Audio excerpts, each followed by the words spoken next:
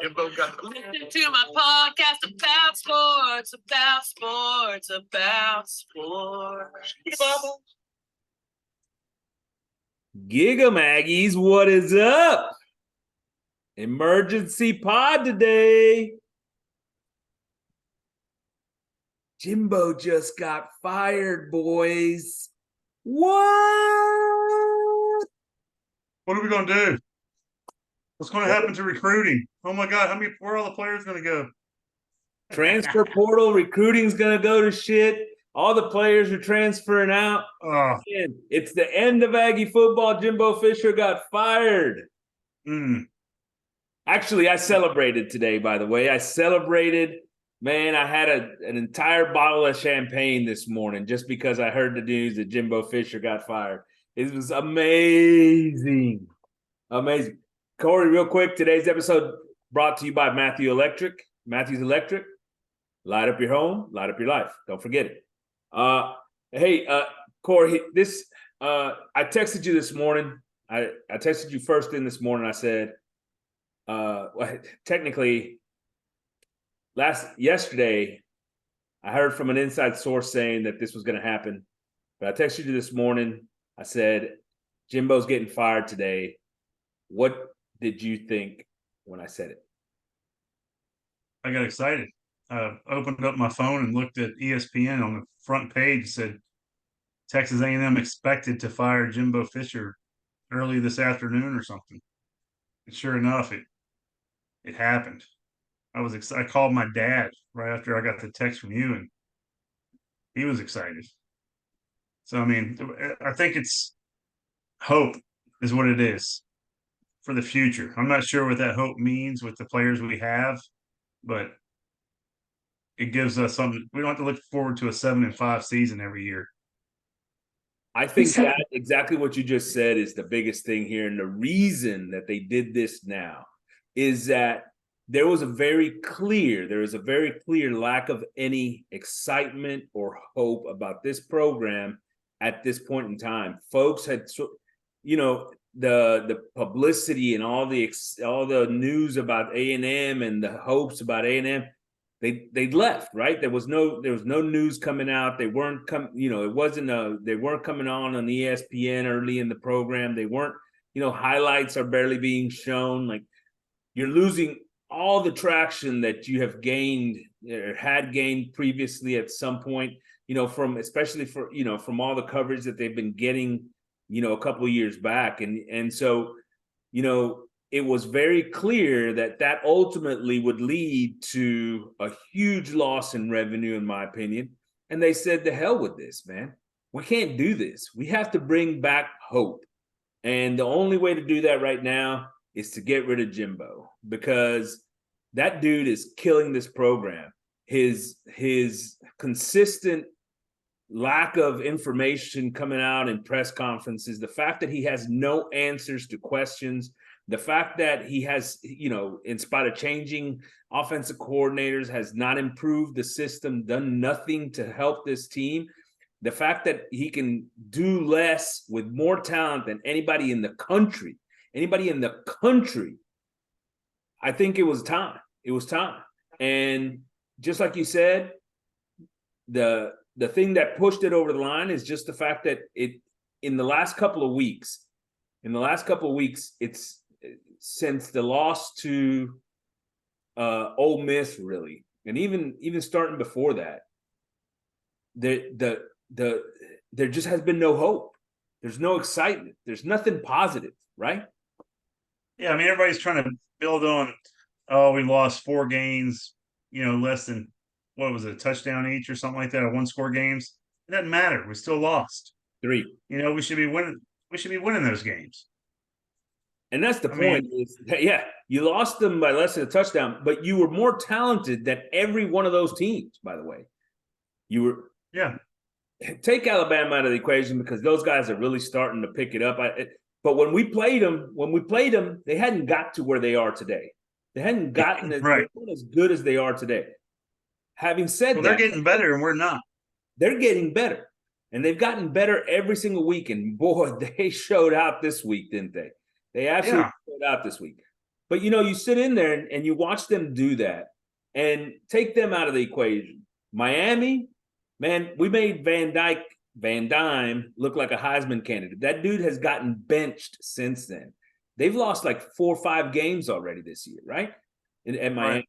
When we lost to them, people were talking about Miami. Are they going to be able to compete for a national championship, man? Those 2 wide receivers are amazing. Van Dyne is going to be a Heisman candidate. Did any of those things happen? No, they didn't. Didn't even come close to happening, right? Then, talk about Tennessee. Well, Tennessee just got their ass handed to them by Missouri, by the way. I mean, absolutely railroaded by Missouri. You know what I mean? That's a team. Yeah. That's a team that can't throw the ball. Can't throw the ball to save their life, right? One-dimensional offense that we couldn't do anything against offensively. I mean, and looked absolutely pathetic against that team on the road. Once again, on the road, right?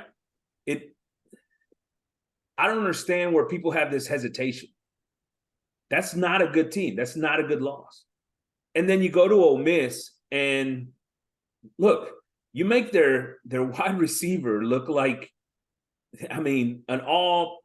he's basically Justin Jefferson out there, right? I mean, he had 200, best game he's ever had in his career. Best game he's ever had in his career. Same thing, by the way, when we faced Alabama. Right? Yeah, Burton. I mean, every time we face somebody, all of a sudden somebody comes to life and makes this team makes that other side look incredible. And to me, that's the problem. That's the problem. That if this was once in a season, okay, whatever. Oh yeah, he's close, whatever. But it's half the games in the season that he's got this situation where he literally makes the other team look 10 times better, right? It's unbelievable. Hey, you know who the first person to text me this morning was? J-Train. What's up, bro? Hey, man. Well, man, we're just celebrating. I think I'm celebrating now. We can celebrate a little bit today. Dude, it's crazy to me that from the moment we heard the hope, the excitement, the news around A&M has all gone through the roof, right? Yeah. Absolutely. And that's in spite of the fact that we just paid out $76 million to Jimbo Fisher. He's not having a bad day either. No, he ain't having a bad day at all. No. I'm excited. Let me hit on one thing real quick. Let me hit on this game against Mississippi State because it's funny. People are having a problem because they fired him after this Mississippi State game, a game in which they scored 51 points. They won 51-10. And, this team may have looked as good as it has all year just yesterday. Let me tell you, Jalen Henderson, by the way, wow. Just super, super impressed by that kid and the way he came in and played. But Mississippi State might be the worst team in the SEC right now. Their coach is getting run out of town after his first year there. Arnett, he's not even going to make it through the whole year, I don't think. They looked horrible, completely out of sync. It's a team you can't compare. You can't judge the A&M team against Mississippi State's performance. Those kids have quit on Arnett, and that team is no longer competing. Having said that, I was very impressed by Jalen Henderson. That's the thing about the Aggies this year, Lejo, is that the teams we beat weren't very good. The teams that we lost to, we're supposed to be on par with those teams. That's what sucks. So, we're like the middle of the pack is all we are. We should be better than that. Yeah, there's no question. At the end of the day, you're right. Look, these are all teams. The teams that we've lost to this year haven't even been that good, right? We've seen what Miami really is after what they did to us. We've seen what Tennessee is this past week. Missouri just absolutely trounced them, right? And so you see the character of the teams that are beating us. And they're not good. The only good loss we have is probably Alabama. Yeah. This is not a 1-year problem, right? This is not a 1-year problem. We were 5-7 last year and a loss to App State. A loss to App State. That is 100% uncalled for. That should never happen at Texas A&M. This is just a culmination, but this is not 1 year. This is not a 1-year issue.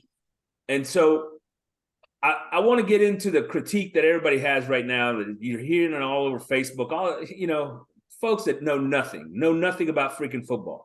And they're all like, oh, well, you're going to lose recruits and lose kids to the transfer portal and blah, blah, blah. Jay, I want to hear it from you, man. I want to hear it from you.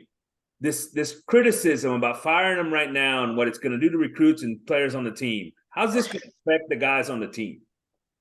Well, I mean, it wouldn't affect the team if you hire right. You know what I mean? If you hire right, you don't lose nobody. It depends on who you hire. That's the big bubble right now. Who you hire.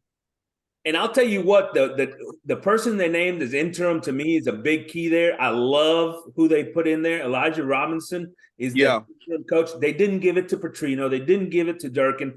Two guys that have been part of the problem, not part of the solution, by the way. And they gave it to Elijah Robinson, and I think that's going to be a great starting point for exactly what you're talking about, Jay, about keeping the guys on campus. And I'm also hearing a lot of inside word from Kyle Field that the players are saying exactly what you just said, Jay. I need to know who's coming in. Right. Who's coming in? I mean, as a player, that'll be my biggest concern right now, who's coming in. And if I'm a recruit as well, who's coming in? So when can they start talking to these other coaches? I mean, if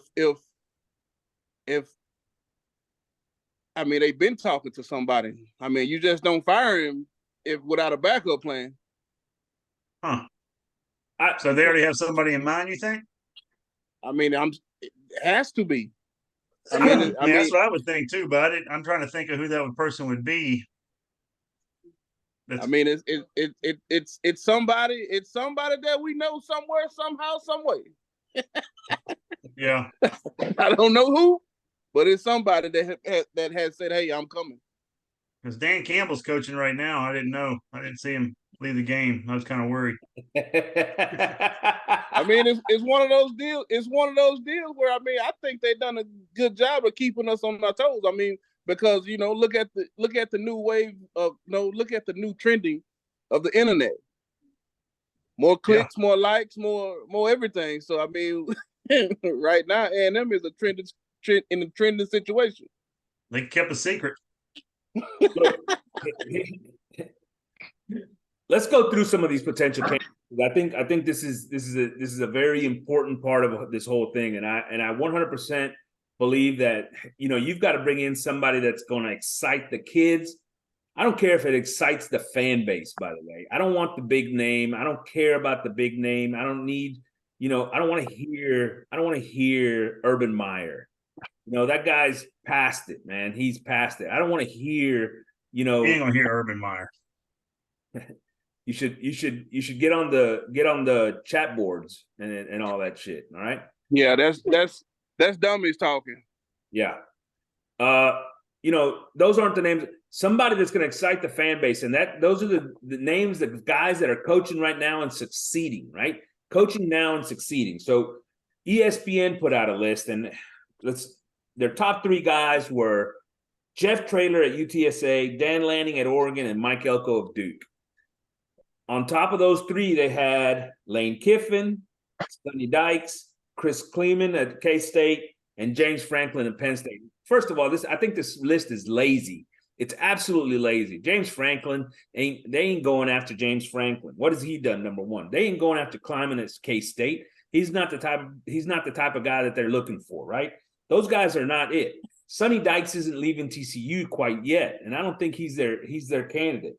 I mean, this is sort of just a very, very lazy list. Lane Kiffin is not going to be the next coach at Texas A&M. I'm telling you that right now. He will not be the next coach at Texas A&M. My money's on that Traylor guy. Those top 3 are interesting. Traylor, and Elko. Elko has ties to the Aggies, man. Let's start there. What do y'all think of Elko? Do y'all think he would be a good fit? No. I mean, he already fit once, but he's doing a good job at Duke. I think it's a low profile job there. He doesn't get the stress that he'll have here. This is a high stress job. You need somebody who's gonna be able to deal with that stress. I mean, Zach Elko, he did a good job on the defense, and being the main man's a different situation, right? I don't know. Yeah, Jay, you don't think so? You don't think so either? Tell me why. No. This as I keep repeating, these old school coaches, it's leaving. It's done left. Look, I do think I don't think he fits here. I don't think he's the guy either. I'll be quite honest with you. I don't know that he's going to create the sort of buzz, especially offensively, that this team needs. I think they got to go after a guy that's going to go push the envelope as an offensive play caller, right? And I'm talking like somebody innovative and freaking on the cusp of just where things are right now. And to me, that's how you keep your recruits, because you know who the guys we have to keep is those playmakers on offense.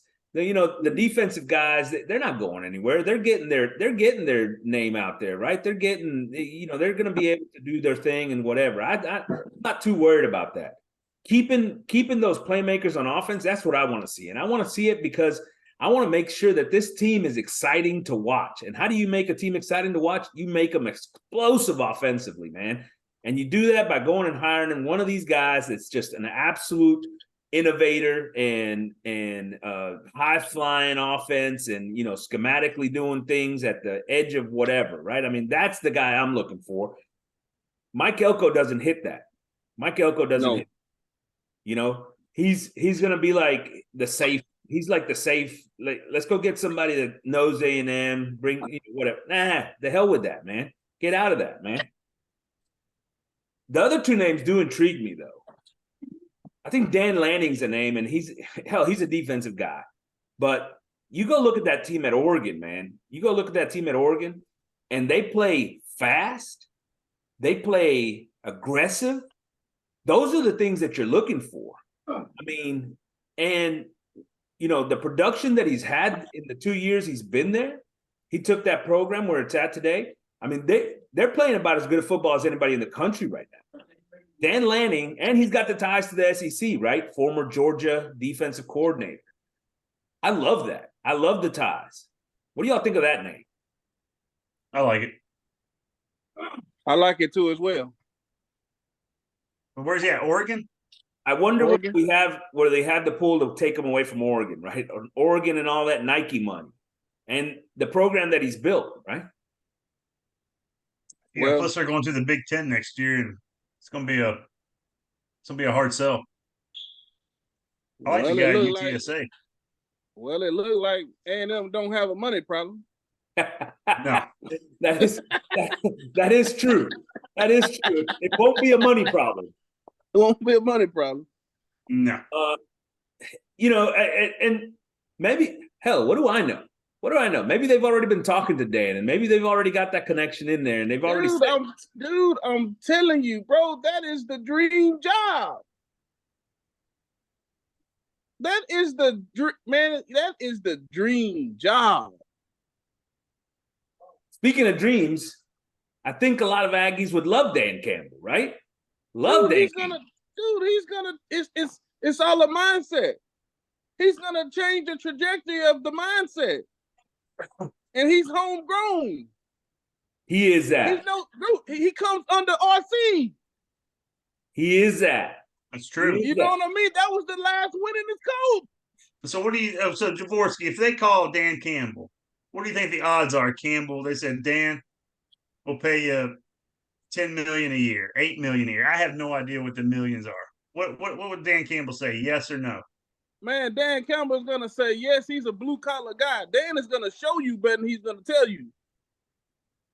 All right. Like I Look said, what he's I doing told with you the that. Let's just Lions, make the call. We got to make that call. I think you have to make that call. Look, I 100% agree with you, Jay. You have to make that call. You have to make the call. That should have been That should have been a call made on Thursday when they were in that meeting in that room, right? They should have No, called. they should have called him. They should have called him during the summer when they said, "Hey, when we suck this year, you ready to come?" That's what they should have said. Yeah, man, you got to get him. I mean, he's man. Come on, man. That's I can guarantee. That's greatness. I'm gonna tell y'all right now, though. I'm gonna tell y'all right now. I don't think it's Dan Campbell. I don't think he's leaving the NFL to come to college, and I'm gonna tell you because of the fact that he is a guy that never done the recruiting side of things. He's always been a pro guy. And to me, pro guys get comfortable in the pros because it's an easier job, my friends. I disagree. Nick Saban don't do a hell of a job recruiting either. He hires somebody to recruit. That's what I'm saying. He runs a business. It's running a business, man. You're the CEO of the football program. You hire people to recruit. You hire people to run your offense. No, man, you got the world's one of the richest alumni in the world. It ain't too hard to recruit. No, it's not hard to recruit, but you still have to do it. And here's the other thing. Dan has done a great job over there in Detroit. He's turned that thing around. We got total. He's put the work in over there. You know what I mean? And now he's seeing the fruits of his labors. I hope he loves the Aggie Nation the way we do. I hope he does. And I hope he says, yeah, man, absolutely. Let's go. I just don't think he's leaving the NFL. I'm telling you, dude, that's it. I mean, only way Dan Campbell leaves is if he gets to run it his way. If he run it his way, he I'm telling you, he'll come. I mean, we got to do something. This is a program changing moment right now. It is. Yeah. But that's the reason it happened just now, right? Because in 2024, we've got Notre Dame at Kyle Field. We got LSU at Kyle Field. We got the University of Texas at Kyle Field. You can't go into that year with the uncertainty and the BS that is Jimbo Fisher, right? Because you lose those games in year one, you can see the trajectory just keep on rolling that way, right? Down. Right. Let me give you the name that is right at the top of my list. Look, Dan Campbell would be at the top of my list. I just don't think he's taking the job. I don't think he's taking the job. You don't. What makes you think that? I think he is rooted in the NFL, man. I do. I love that Aggie flag behind you, though. So what's funner to coach, the NFL or college football? What's better? College football. Yeah. 1,000%. And a guy like Dan Campbell, what would you expect? Hey, man, he's a dog, man. There's no question. He loves the fight. He loves the challenge. He's a dog, man. The dude is, and like I said, I'd love to have him here. Love to have him. He'd be right. He would have been my first phone call. I just don't think he's taking the job. I don't. If he do, you owe me a steak dinner. Steak dinner it is. You got it. You tell me where, I've got you. Oh, we're going to fly to Miami. Oh. Prime 112, baby. I love it. Prime 112. I love it. I'm in. I love Miami, man. I go at least a couple of times. So let me give you the name that is not going to get this job, but I wish he would. I wish he would. Mike Denbrock. Mike Denbrock. That's the guy that I wish would get this job. And you're saying, who in the hell is Mike Denbrock? Yep. He is the offensive coordinator at LSU. He's the offensive coordinator at LSU. And what he has done with Daniels and that offense over the last 2 years has been absolutely spectacular. I mean, just absolutely freaking spectacular. And I don't think anybody has been talking about the dude, but that dude would be right at the top of my list. Wouldn't you love to see Connor Wigman and Evan Stewart and Thomas and Moose in that system, rolling. I mean, how awesome would that be? That'd be fun, but why can't you just hire that guy's offensive coordinator? Because that's a lateral move, man. I mean, OC there, OC here. What's the difference? Oh, what are you talking about? OC here, OC there. OC here, they've done that over and over. They've hired defensive coordinators away from other teams. He's going to be getting head coaching interviews, man. You don't put out the product that LSU is putting out on offense and not get head coaching interviews. That's the guy. I don't know. I'm still on the Dan Campbell dream, man. I'm thinking Dan Campbell. Who's our offensive coordinator? Who are you saying? Gerard? Oh, I Bringing love Gerard. Yeah.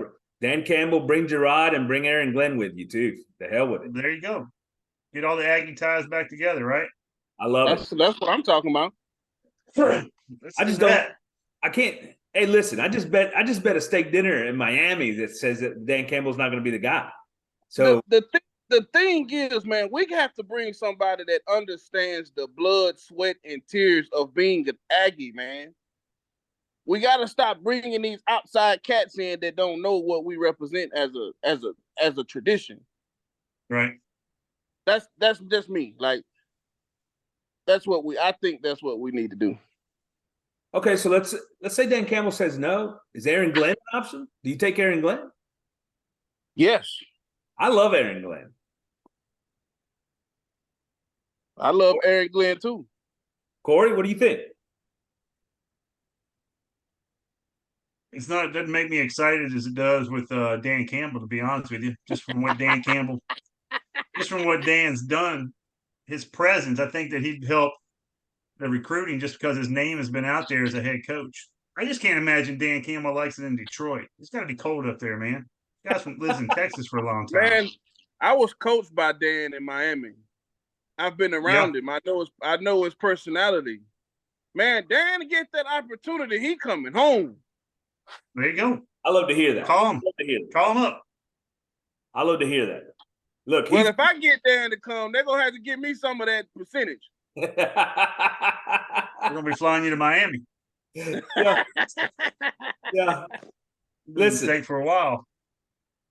If you have an ultimate list, like you could include anybody possible on it, like, and nobody can say no. If Dan is not at the top of that list, he's very close to it. And I don't know, the only people that would be ahead of him are maybe named Smart and Saban. And I'm not even sure that Saban's on ahead of him, right? I mean, so yeah. Listen, if there's anything possible you can do to get Dan Campbell, go do it. Go freaking do it. He's an Aggie. He's had success. He's a name that everybody knows. He's going to bring excitement to this program. And once again, he's a freaking Aggie. So go get him. And it's almost a Jim Harbaugh situation. Remember, Jim Harbaugh was having a lot of success in NFL at the 49ers. He left it to go to Michigan, didn't he? I could see Dan Campbell. I could actually see Dan Campbell doing that. He did, but remember at the end of his stay there with the 49ers, he was having there was a bunch of stuff going on and all that. So let's move. I think we know who our list is. I think we agree that Dan Campbell's at the top of that list, and to me, Denbrock is right under him. But some other people you may like Traylor better. You may like whoever. I think that you can't go with somebody like Lane Kiffin. You can't go with a retread. You got to be very careful about that. We just went through that. Let's go find you somebody successful. You know what I mean? Well, Lane Kiffin, you trying to say Lane Kiffin isn't successful? He's been in the top 10 more than we have lately. Yeah. Did you just see him get absolutely slobber knocked by Georgia this past weekend? I'm just wondering. Have you seen us lose to App State? Did you see him get absolutely slobber knocked by Alabama earlier this year? He's lost 2 games this year. We've lost 4. I'm not saying he's not better than Jimbo. I'm just saying he ain't that great. Us. With less talent. Lane Kiffin. Don't give me Lane Kiffin. I'm just saying it could be fun. Yeah, well, as long as you're okay with mediocrity, you can take Lane Kiffin. Well, we've been okay with mediocrity for the last last 10, 15 years, haven't we? Yes. I don't think we've been okay with it though. I haven't been okay with it. So Yeah. let's move on from the coach, because obviously that's going to be piece number one. But what players are we worried about right now? What players are we worried about? Because I think that's the other thing, right? I mean, we're going to have to get somebody that's going to come in and from day one recruit his own players, not on the recruiting trail, his own players. On this roster today, who are we worried about that's going to hit the transfer portal? Corey, what do you think? Elijah Robinson. The coach? Yeah, I'm afraid he's going to leave. Wouldn't you want to keep him? I would want to keep him. I absolutely would want to keep him. And I mean, they're going to clean house. he he's been here for a while. He's been, I don't know. Maybe he doesn't stick around. But in all honesty, of all the coaches on this staff, he's the only one I'd want to keep. So player-wise, Corey, who are you worried about? Stewart, Moose. I'm not sure the relationship with the quarterbacks and the coach. I don't know what that was like. I think Connor's pretty much. I think he likes it here. I think Max wanted to go somewhere else. He would have gone by now. I'm not worried about Max. I'm not worried about Max. He can go. I'm not gonna say that. So can his brother. Bye. That's just rude. I mean, it is, and I love them. Good kids, tough kids. But listen, the best of tight ends have played was this week, and it's with Jake on the didn't play. You know what I mean? We got our tight end coming back next week or next year. Green.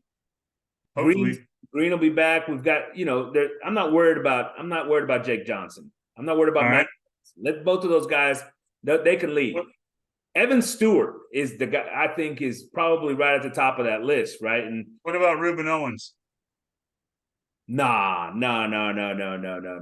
Ruben's not going anywhere, and he's a guy that's gonna have an opportunity to not only maximize his opportunity next year with a new coaching staff coming in. He's going to be one of the young cats that's going to be ready to take a next step, right? I mean, I'm not worried about Reuben Owens. Reuben Owens will be here. And are you worried about the tailback position? I'm not. No. Moss is fine. Daniels is fine. Really not worried too much about any of it. We can keep 50% of the people. I think we'll be all right. Wide receiver, my friend. That's it. That is it. You worried about Thomas? I'm worried about Thomas. I'm worried about Stewart. I'm worried that Stewart's already on his way out. Forget about it. This may be something that allows us to keep Stewart more than anything else, right? That might be why he didn't play yesterday. Yeah, absolutely. He's and don't get me wrong, I don't think of Stewart that way. Jay's having some technical difficulties. He said he's going to try to get back, but I don't think his phone was dying. I don't think of Stewart that way, but at the same time, man, I understand his position too. In this offense, it's been crap. It's been disappointing for all those guys, right? All those guys. And so I wouldn't be surprised that any of them want to leave, but I'm not worried. Look. Okay. Jimbo's been here for 6 years. In those 6 years, when was the offense good? Never. Ever. So, they knew that coming in. Yeah, but they knew that coming in. But those guys have a thought process, man. They believe that, look, maybe they were missing these wide receivers. I'm the guy, right? We've had good wide receivers here for years. I'm not saying maybe not as good as Evan Stewart, but we've had good receivers. We've had guys in the league. We have Mike Evans. There's guys. Good receivers. Christian Kirk. Production, right? Mike Evans was. We've had tight ends before. Mike Evans was way before Jimbo, though. Christian Kirk. Way before Jimbo. What's that tight end's name that went and played in the NFL? Sternberger. Yeah. We've had some quality guys. Yeah, we have, but none of them have put up big numbers, right? That's the whole thing. And when you start looking at these guys, you go look at LSU. LSU again has 2 wide receivers that are going to be first-round draft picks again, right? or top 2-round draft picks. You know, you can go back to Alabama a couple of years ago, right? They had first-round draft picks for like 4 years in a row. I mean, and that's putting your guys in positions to be successful, right? When they have those guys, they absolutely break them out, right? And you go look at who now they don't even have those guys right now, but Burton is still a guy that is getting a ton of hype, right? And that's he's not as good as Stewart. He's not as good, some of the guys that we have on campus, to me, if you ask me. But these guys, it's obvious they don't execute. That's what I've been hearing. So I mean, everybody runs the same plays, Alejo. You just got to execute them. That's why I want somebody that's going to come over here and make sure that we execute those same plays, but execute them deep down the field. How about somebody that can find an offensive line coach that can actually coach an offensive line? Jesus, that's just. I'm not gonna lie. I'm excited. I'm excited about the future. I mean, like Jorvorskie said, maybe they do have a coach already, and maybe it is Dan Campbell. I mean, I'd be excited as it could be if it was Dan Campbell. I mean, I doubt it, but I'd be excited. Look, there's two things that you guys have told me in this thing that has sort of me thinking maybe it is. One is the fact that, like Jay said, man, he loves A&M. He loves A&M. So that's one thing. But the other thing that both of y'all brought up is you guys would both be surprised if they haven't already talked to this guy, like already talked to somebody, already have somebody that they've identified. And if that's the case, I mean, who else would it be? I'm thinking it might be that guy at UTSA, if anybody. That would be my first guess, just because where he's located, he has connections with all the high schools in Texas. I've heard and read stuff about him that he's really good with the other high school coaches in the state of Texas. I'm not sure about outside of Texas, but just inside it, he's well respected. I think he would be a name. He wouldn't be the Dan Campbell, but he would be solid. I'm not sure what kind of play caller he runs. I don't watch a whole lot of UTSA. I know his players don't leave. He's got guys that have been there for 6-7 years, so they like him. I think he's going to be more of the CEO type. He'll bring in coordinators to do their thing. That's what you need. And it is to a certain extent, right? I mean, there's guys that you'd rather have calling plays though, and and I just don't. I don't know that he's had enough exposure to tell me one way or the other whether he's ready or not, right? Coaching at UTSA is one thing. Coaching at Texas A&M is a whole nother, right? And well, they went out and hired the big flashy guy in Jimbo last time. They went out and opened the checkbook, got him.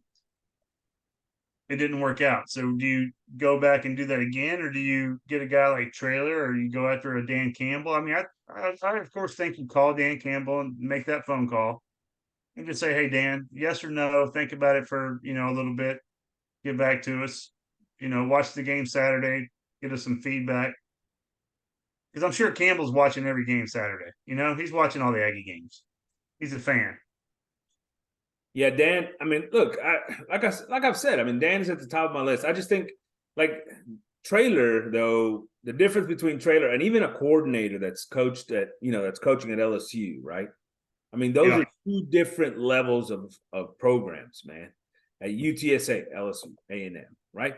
It's just two different levels. And when you show up and the freaking spotlight gets bright and the fucking, everything's on you, that's a different feeling.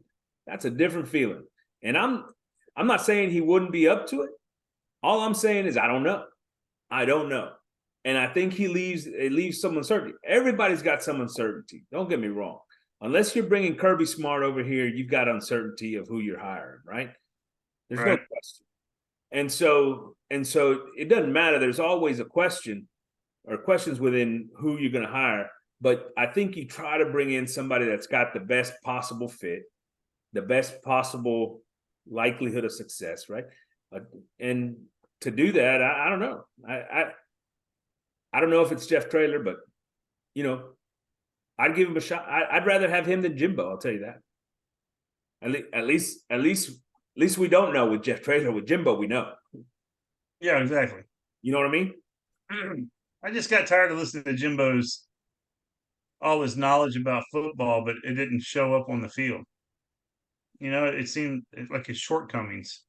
And we don't need to talk about that anymore because, he's gone. It finally happened. See you later. Look, I'm ready for the future. I'm ready for the next turn. Let's see who it is. I like the discussion. 9 road losses in a row. It's about to be 10. 9 road losses in a row. It's about to be 10. Hey, man, we might surprise you. Maybe. Hey, look, new leadership, baby. Maybe always say the new leadership. You take that coach. Maybe Elijah Robinson's is gonna tell Adazio to take a hike too, to find somebody else to coach the offensive line. I don't know. Yep. Look, I think that where this program is, because of everything that's happening, going from 23 to 24 in college football, the massive changes, right? We're adding Oklahoma, UT, TU to the SEC. We are going from a 14 playoff to a 12-team playoff. There's a lot of things going on in college football, and you can't lose momentum. You can't go into this on a downslide. You have to have somebody that's going to pick you up and at least give you some hope, because otherwise, what's the point, right? All the talent in the world is here. All the freaking facilities that you could possibly ask for are here. Clearly, they have the money to pay the NILs and everything else, because they just shelled out $76 million for Jimbo Fisher to go sit at home. Sit at home, right? Yeah. So there's no excuses. There's no excuses. And it's time. It's time now. It's not time a year from now. It's not time 2 years from now. It's not time 3 years from now. It is time right now. Whatever that means. Today, it's time. You see what I'm saying? Absolutely. So when do you think they'll name this new coach? At the end of the season? Yeah. If it's a college coach, you can't name him till after the bowls or something, right? Till after the last regular season. It all depends on who, right? They can name him after the regular season because, like I said, if it's the officer coordinator at LSU, what does he care about the bowl game? You know what I mean? That's what I'm saying. You can name him after the regular season. Yeah. Now, if it's somebody like Dan Campbell, you probably can't name him until after the NFL season's over. Oof. So if we don't hear a name after the regular season, they cannot afford to wait that long to name a candidate, because the transfer portal opens between the end of the regular season and the bowl game, right? The recruiting deadline is between the regular season and the bowl game, right? Yeah. I don't think you can get past those time periods in December without having a coach in place, without knowing who that coach is going to be. So you're saying Dan Campbell's out just because, they have a winning team in the NFL. He can't leave that job. He's not going to leave the Lions when they're on the verge of making the playoffs this year. And the playoffs don't start till, January or something? I didn't say it, but I said it, yeah. I see what you're saying. Look, I want to touch real quick on one other thing, and that is Jalen Henderson, man. Talk to me about how impressed you were on Saturday. The kid really impressed me, man. He's quick. He made good decisions. His arm, he had good arm strength. I saw some passes. He just needs some more time, probably playing just a little bit more. But the kid he was good. He's electric. It was something new. It's something getting out of the pocket. He didn't make our offensive line look as pathetic because he didn't stay back there all day, especially on the first couple drives. He made a decision and ran. So Yeah, I'll tell you this. Like, He missed some throws. And like you said, I think it's probably a matter of getting comfortable back there to getting some more opportunities. I thought he made great decisions throughout the day, though. Like the guys he was throwing to was the right guy, right? I mean, he was choosing even some of he missed a number of the deep balls. But when he threw it, that was the right guy to throw it to. You know what I mean? And now he right. just has to get to a point where he's comfortable and delivering that ball more and more. And I think he's got an opportunity to be a pretty good quarterback. And his legs, dude. I'll tell you what, he's this is way over time.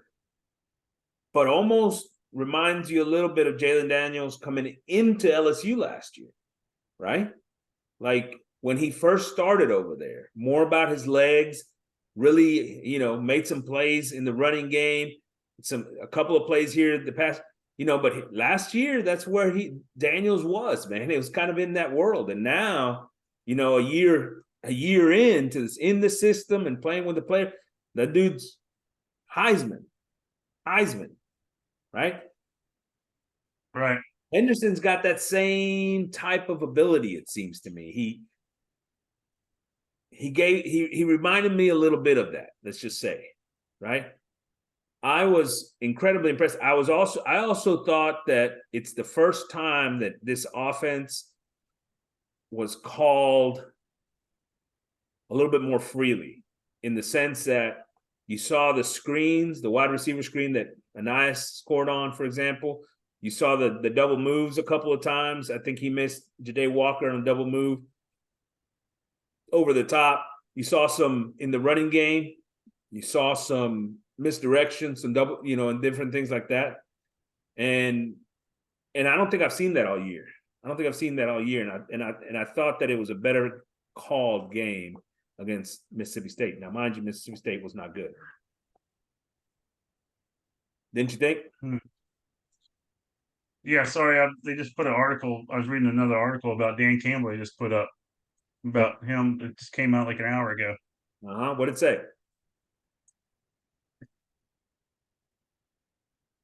It says it's mainly between him and Dan Lanning, is what they're saying in this article. Battle of the Dans? That's what it says. Well,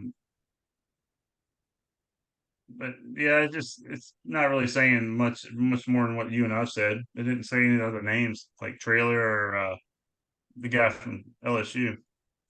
yeah, I mean, listen, if the facts are that it's the Battle of the Dans, I'd take either one of those two guys, and to be quite honest with you, right? I mean, Yeah. I think either one of those two guys would be a win. I'm not sure that it's I'm not sure that it's going to be one of those two guys. As I think about it, I don't know why Dan Lanning would leave the situation he's in to come to A&M, other than he wants to come play in the SEC, right? Do you remember when, what was it, 6-7 years ago before Fisher got here, you and I were talking about the next coach? Yeah. We kept talking. It was between, we weren't really talking Fisher too much. We were talking, what's his name from Oregon that went to the NFL? Chip. Yeah. We thought it was him and some other guys. And then they brought Jimbo and we're like, okay, all right. That was a surprise, right? It was a surprise. Maybe this will be the same way. Yeah. I mean, we can speculate all we want, but we're just guessing here. We're throwing, some what do they say, mud on the wall, and let's see what sticks. Let's give Elijah Robinson a chance. How about that? All right, go ahead. What'd you say? How about we give Elijah Robinson a chance? Things cutting out. It could sound like you said Elijah Robinson. They're giving him a chance for the next 2 games. So how about if he beats LSU? What happened to what's his name, Auburn's coach, when he beat us last year? He still got fired. I'm saying. I mean, it's a good thing. I mean, it's what those coaches do. The teams rally behind them. That's why I think this gives us a chance to beat LSU. I like Elijah, actually. I do too. I like Elijah, and he's going to get. By the way, he is going to get a chance to be a head coach, and I don't think too far down the line. By the way, but I don't think the first coaching gig should be. I don't think it's going to be here. You're right. Right. Even though I'd take him over Jimbo. So where was Josh Heupel before he coached Tennessee? UCF. Was he at Purdue? UCF. UCF. And then he went straight from UCF to Tennessee? That's correct. So, and then what's his name? Smart was he was a coordinator before. That was his first head coaching job? Yeah, I mean, look at the guys that are extremely successful right now, right? Kirby Smart, formerly a coordinator under Nick Saban. That's where he cut his teeth, right? I mean, and Right. when he showed up at Georgia, it was from get, right? He instilled the discipline and the things that they live by, and to today they still live by those things. You know, look at Nick Saban. Nick Saban came from Michigan State. Nobody knew who he was when he took that LSU job. But, Right. you know, the dude was clearly the guy. And from the time he hit LSU, once again, he instilled his way and he went from there, man. And he's been kicking ever since. You know, how about Ryan Day? Ryan Day was a coordinator at Ohio State and gets that job, and look what he's done with it, right? Right. You know, look, Lincoln Riley, and I know the struggles they're having at USC right now, but still, I mean, the success that he had at Oklahoma coming in as from a coordinator on to getting that head coaching job, right? It's these. Well, that's what I'm trying to figure out is what kind of moves make a successful coach. Because you have guys like Jimbo that went from Florida State to A&M. It didn't work out. You have other coaches that went from Oregon. What's that guy's name that's coaching Miami now? We've seen it happen over and over. Yeah, he wasn't good at Oregon. He wasn't good at Miami. Then you have what's his name from Mississippi State went from there to Florida. Mullins. It didn't work out. They were successful. Like Dan Mullen was successful at Mississippi State, right? Marginally, though, right? Successful for Mississippi State. What, did he win something? Did he win a SEC West championship? He had them their highest rank they've ever had. Well, but he did. He Mississippi State, that's saying something for them. That'd be like Vanderbilt being in the top 20. Well, sure. You know who? Well, you know, and wasn't James Franklin at Vanderbilt and had them? But what's he done at Penn State? Nothing. Exactly. That's what I'm saying. So, what moves? So, is it more of a coordinator to a head coaching job, or because these lateral moves basically is what I call them, a head coach to a head coach? Doesn't seem like. Well, Saban went from LSU for what, 2 seasons, 3 seasons to Alabama, or was it LSU, Miami? He went to the pros and then back to. Once he was at LSU, everybody knew who he was, right? I mean, what he did at LSU, everybody knew what he was. He was a great freaking coach, right? Okay. But he went from Michigan State to LSU. Right? No, how was he at Michigan State? He was okay. I mean, if you're great, you're great, right? Well, I think he's proven that he's great. Okay. I'm just saying. I'm just trying to see what moves are successful because but if you do your research, I mean, isn't what history should tell you something? Look at Dan Lanning at Oregon. Look at Kalen DeBoer at Washington. Look at the guys who are having success right now, right? The guys who are having success right now. Teams at the top. Oh, they play in the Pac-12. Oh. I see what you're saying. How about Day at Ohio State? How about Kirby at Georgia? How about Harbaugh at Michigan? He was a head coach of the NFL. Dan Campbell? Yeah. I mean, I'm just throwing out names there. I'm just trying to see if a head coaching job that's already a head coach to our job is a good move. Or is it more of a coordinator job moving up would be the better move? You have to add another piece to this, right? Young, up-and-coming head coach, right? Dan Lanning, they said, was 37 years old. Right. I mean, he's a young, up-and-coming head coach right now. To me, that's the kind of guy that you're looking for. You're looking for somebody. What age is young? About 50 and under? 40, mid-40s? I mean, you know, in the coaching world, that's right? I mean, these coordinators, right? I mean, you got to think, you know, if you're 50 or older as a coordinator, I mean, do you still have the kind of energy that it's going to take to step that game up? Yeah, I mean, you got to be able to relate to the players and what's going on, and relate to the As players. well. But remember, you're gonna come in, and it's gonna take energy to get these guys moving, right? Like you got to come in with like excitement and get guys pumped, and somebody's got to have that sort of persona and charisma, right? That's what it takes, man. It takes somebody that's going to get these guys united and together and run through a wall for you, and And see, that's the thing that I think Jimbo had the part where the players would run through a wall for him. I think they really liked him. The problem Jimbo had, he wasn't a good CEO. He couldn't delegate. He couldn't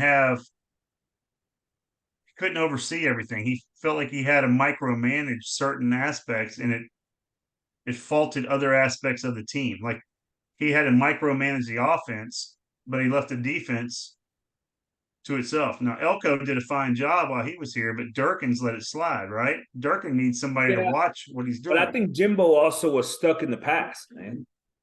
He's also stuck in the past, and he had this belief in that old school system and yada yada and all this stuff, and the guys he hires, Adazio, and Durkin and the other guys he hired offensively, as a matter of fact, like that he brought in, these are like old guys that he's been coaching around for 20 years, and it's like, get out of your own little box, man. Get out of your own little box. And so I guess my whole point is that for today, man, if you're really looking to excite this fan base, if you're looking to excite these players, bring somebody that's going to come in and light it up. Light it up. Today's that day. Today is that day. Popularity and excitement and those types of things, they go a long ways, man. And when you look right at it, I mean,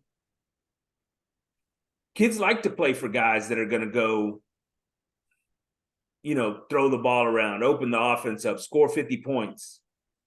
That's exciting. That's exciting. We did that yesterday. Go Henderson. Go Henderson. All right. Last words on this. First, all right. Last words are yes. Yes. Never have I been so happy for somebody to get fired. No, that's sad that he got fired and we're happy, huh? Not so sad for him. He's $76 million richer. He's going to be just fine. Yeah. So last word on this, Corey. From here, this is a new start for Texas A&M. What's the key from here to make sure that we've got success about to happen? Well, I mean, I think the first step just happened. You fire Jimbo. You get everybody excited about your next hire, but you got to make it soon, right? Because you need them to be excited. If you wait too long, people are going to jump ship, right? You're going to lose your recruits. That's what we're talking about. That's why Dan Campbell might not be right because of the timing. That might be a timing issue, right? So I don't know, man. It's a $1 million question right there. You tell me. All I ask is that you hire somebody that's on this part of the hill. In the past, we've hired somebody that's on this side of the hill. Wait, what are you talking about? Sumlin wasn't on that side of the hill. Sumlin started on that side of the hill. What? No, look, I don't know. Yes, maybe so. Maybe Sumlin wasn't on that side of the hill, but he also wasn't like exactly, just absolutely killing it, either. And he did have two good years with Johnny. I guess one good year, maybe. I don't know. Yeah. The Jimbo hire. He's on the backside of that career. Talk about Urban Meyer or something. He's on the backside of his career. You talk about even Lane Kiffin. Even Lane Kiffin is on.